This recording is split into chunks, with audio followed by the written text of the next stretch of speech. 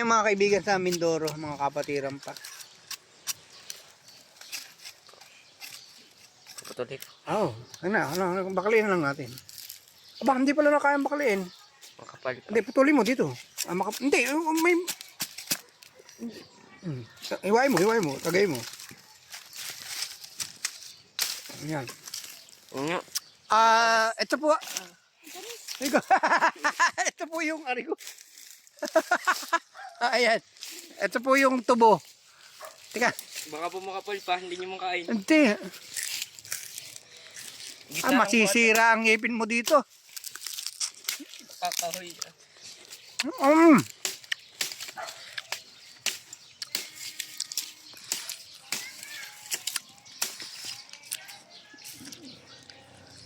Wala yata ang batang hindi kumain ng tubo. Lahat yata ay nakatikim ng tubo, no?